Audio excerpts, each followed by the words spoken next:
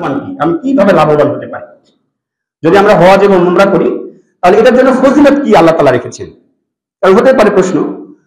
একটা হাদিসের একটু আমি ইয়েটা দিয়ে নিই, তারপরে আপনারা বুঝতে পারবেন যে আসলে মসজিদে আপনি যদি বাইতুল্লাহতে যান, প্রথমে যদি উমরা করেন, তাহলে উমরাতে যাওয়ার সাধারণত বাংলাদেশ থেকে যারা যায় 14 দিনের একটা প্যাকেজ থাকে, আপনাদের জানেন যারা উমরা করেছেন। আমিও মাশাআল্লাহ উমরা করেছি, আমার শ্বশুর সহ। তো উমরাতে গেলে 14 দিনের একটা সফর থাকে। তো প্রথম 7 দিন আপনি বাইতুল্লাহতে থাকবেন এবং পরের 7 দিন হয়তো বা 6 দিন আপনি মদিনাতে থাকার সুযোগ পাবেন। তো বাইতুল্লাহতে আপনি যখন থাকবেন তখন এখানে আপনি যদি, আমরা জানি যে ওখানে যাই হচ্ছে আমরা আসলে নামাজ পড়ার জন্য, যাতে বাইতুল্লাহতে আমরা নামাজ পড়তে পারি। তো এখানে নামাজ পড়লে আপনার সোয়াবটা কিরকম হতে পারে? আমরা আমাদের এই যে মসজিদ, অথবা ধরেন বাংলাদেশের সবচেয়ে বড় মসজিদ, কেন্দ্রীয় মসজিদ বাইতুল মুকাররম গুলিস্তানের মোড়ে আছে, সবচেয়ে সুন্দর মসজিদ মোটামুটি বলা যায়।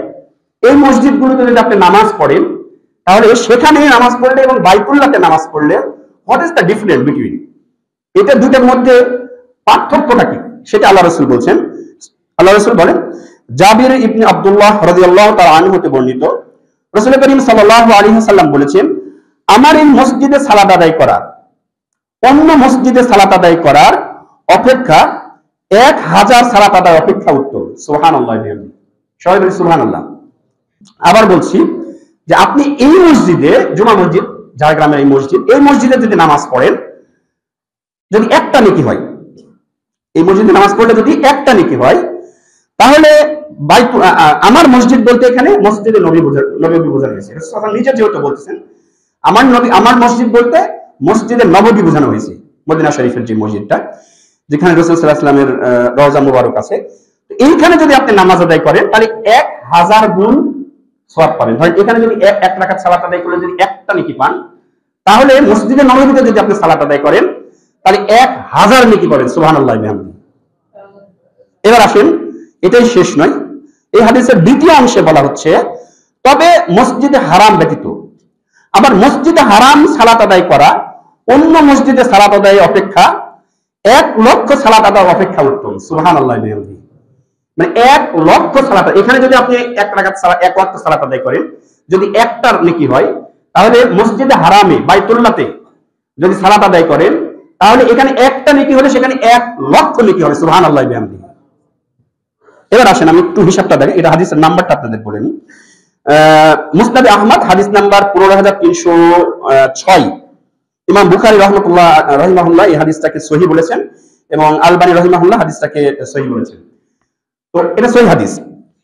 এবার আসেন আমি একটু হিসাব আপনাদেরকে বলি। ধরেন আপনি উমরাতে গেছেন, উমরাতে গিয়ে বাইতুল্লাহতে আপনি অবশ্যই নামাজ পড়বেন, 1 ওয়াক্ত সালাত আদায় করলেন, 1 ওয়াক্ত না, আমি বলি ধরেন একদিন সালাত আদায় করলেন, তাহলে আমি মনে করি যে আপনি এখানে এই জামাতের শহীদ আপনি আমাদের ঝাড়গ্রামের এই মসজিদে সালাত আদায় করেছেন, তাহলে আপনার নেকি হবে একটা। কথার কথা বললাম যে আপনি গোটা দিন যদি 5 ওয়াক্ত সালাত আদায় করেন, একদিন সালাত আদায় করেন, তাহলে একটা নেকি হবে।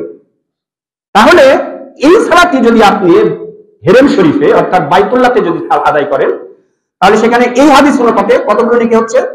1 লক্ষ নেকি হচ্ছে। সুবহানাল্লাহ বিহামদি।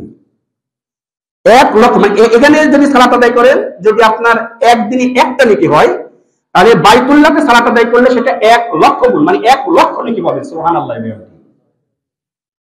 তাহলে 1 লক্ষ নেকি, মানে 1 লক্ষ দিন নামাজ পড়লে, এখানে এই ঝাড়গ্রামের মসজিদে 1 লক্ষ দিন নামাজ পড়লে যে নেকিটা হবে, বাইতুল্লাহতে একদিন নামাজ পড়লে সেই সমপরিমাণ নেকি আপনার আমলনামায় লেখা হবে। এই হাদিসের ব্যাখ্যা এটা। সুবহানাল্লাহ বিহামদি। তাহলে দেখি 1 লক্ষ, তাহলে 365 দিনে কত দিন? 365 দিনে 1 বছর। তাহলে আমরা যদি হিসাব করি, 365 দিয়ে যদি আমরা 1 লক্ষকে ভাগ দিই, তাহলে 273 বছর পর্যন্ত, মানে একদিন যদি আপনি বাইতুল্লাহকে নামাজ আদায় করেন, তাহলে আপনি ঝাড়গ্রামে যদি 273 বছর যদি নামাজ আদায় করেন, যেই সওয়াবটা আপনার আমলনামায় লেখা হবে, ওইখানে একদিন সালাত আদায় করলে সেই সমপরিমাণ আমলনামায় আপনার সওয়াব লেখা হবে। সুবহানাল্লাহ। আপনারা কি বুঝতে পারতেছেন বিষয়টা? 273 বছর কি বাঁচবেন? আপনি যদি ওখানে 7 দিন থাকেন, 7 দিনে যদি নামাজ পড়েন, তাহলে এটাকে 7 দিয়ে গুণ করেন, এটা 9000 কত আসছে? 9555 বছর। সুবহানাল্লাহ বিহামদি। আমরা মুসলমান হিসাবে আমাদের পাওয়া কি বলেন? এর চেয়ে বড় পাওয়া কি আর হতে পারে বলেন? এটা কিন্তু এর চেয়ে বড় পাওয়া, যারা এখানে হজ করেছেন, অনেকে হাজি আছেন, এর চেয়ে বড় পাওয়া কিছুই হতে পারে না। আমি একটা ক্যালকুলেশন আপনাদেরকে বললাম জাস্ট। চলেন আরেকটু আমরা হজের একটু ফজিলত জেনে আসি। হ্যাঁ, আমি আপনাদেরকে উদ্বুদ্ধ করার চেষ্টা করতেছি, আমি আরেকটু আপনাদের কাছে ইন্টারাপ্ট করতেছি। সেটা হচ্ছে যে আমি এই হাদিসগুলোর ফজিলতের পাশাপাশি আমরা যে উমরা করেছিলাম সেই সময় 1 বছর আগে, এই নভেম্বরে আমরা ছিলাম, তখন নভেম্বরের শেষের দিকে চলে আসতে ওখান থেকে, তো 15 দিনের সফর ছিল। তো আমাদের সাথে আমাদের এক্সপেরিয়েন্সটা কি ছিল সেটা আপনাদের সাথে শেয়ার করবো, যাতে করে আপনারা উদ্বুদ্ধ হন। এটা কিন্তু আপনাদেরকে উদ্বুদ্ধ করার জন্য, মানে আপনাদেরকে মোটিভেট করার জন্য, মানে এটা আমার বড়ত্ব বা আরো কারো জন্য বড়ত্ব প্রকাশ করার জন্য না, আপনারা যাতে সেই সিনারিওটা কল্পনা করতে পারেন সেখানকার, সেটা আমি আপনাদের সাথে একটু শেয়ার করবো। আমার তৌফিক ইল্লা বিল্লাহ। চলেন হজ এবং উমরার একটু ফজিলত আমরা জানি। জাবির রাদিয়াল্লাহু তাআলা আনহু বলেন, রাসূল করিম সাল্লাল্লাহু আলাইহি সাল্লাম বলেছেন, তোমরা হজ ও উমরা চালু রাখো, কেননা এ দুটি দরিদ্রতা ও পাপ দূর করে দেয়, যেমন হপার লোহার ময়লাকে দূরীভূত করে দেয়। সুবহানাল্লাহ।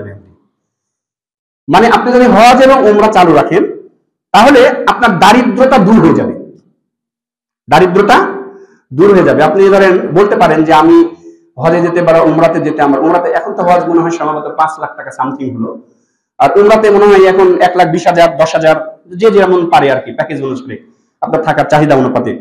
এই যে একটা একটা মানে বড় ধরনের একটা অ্যামাউন্ট আপনার নষ্ট হচ্ছে বা আপনার খরচ হচ্ছে, তাহলে এটাকে আপনাকে দারিদ্রতা দূর হবে আল্লাহ রাসূলের হাদিস অনুযায়ী। হাদিসের রেফারেন্সটা আমরা বলি, সহিহুল জামি হাদিস নাম্বার 253 নম্বর হাদিস, সিলসিলায়ে সহিহা 1185 নম্বর হাদিস, হাদিসে আলবানী রাহিমাহুল্লাহর মতে হাদিসটা সহিহ। এই হাদিস যেটা আমরা বললাম। চলেন আরেকটা হাদিস দেখি। আবু হুরায়রা রাদিয়াল্লাহু তাআলা আনহু বলেন, নবী করিম সাল্লাল্লাহু আলাইহি সাল্লাম বলেছেন, এক উমরা থেকে অন্য উমরা, এই দুইয়ের মাঝে যা কিছু ঘটবে তা তার কাফফারা, তার জন্য তার কাফফারা হবে, আর কবুল হজের প্রতিদান জান্নাত ব্যতীত কিছুই নয়। সুবহানাল্লাহ বিহামদিহি।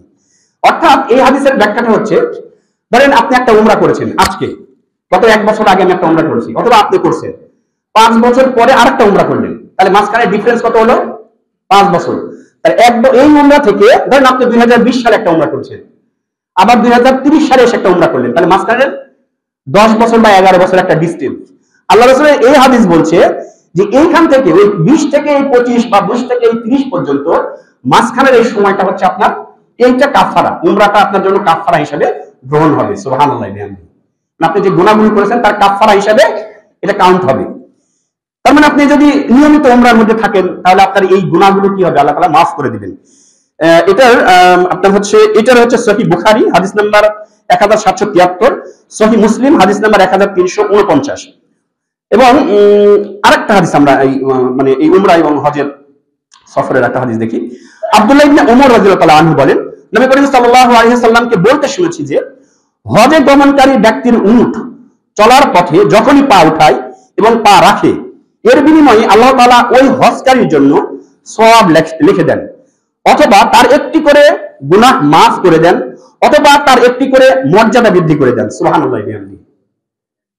মানে আপনি ধরেন হজের সফর শুরু করলেন বা উমরা সফর শুরু করলেন, যেখান থেকে শুরু করছেন, ধরেন বাড়ি থেকে বের হয়েছে, আপনার প্রত্যেকটা কদমে আপনার একটা করে গুনাহ আল্লাহ তাআলা মাফ করে দেন, আপনার মর্যাদা একটা করে বৃদ্ধি করে দেন। সুবহানাল্লাহ।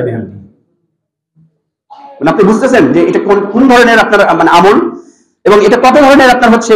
আপনি চিন্তা করেন আমাদের এখান থেকে ডিসটেন্স কতটুকু, আপনার এখান থেকে মদাখালী গেতে কতগুলো ধাপ আপনাকে দিতে হয়, সেখান থেকে রাজশাহী থেকে ঢাকা, ঢাকা বিমানবন্দর থেকে হয়তো মাঝখানে যদি আপনি ট্রানজিট নেন তাহলে শারজাহ বিমানবন্দর, দুবাইয়ের, সেখান থেকে হয়তো জেদ্দাতে যাবেন, জেদ্দা থেকে আপনাকে মক্কায় আসতে হবে, মক্কায় এসে তারপরে বাইতুল্লাহতে আপনি উমরা করবেন।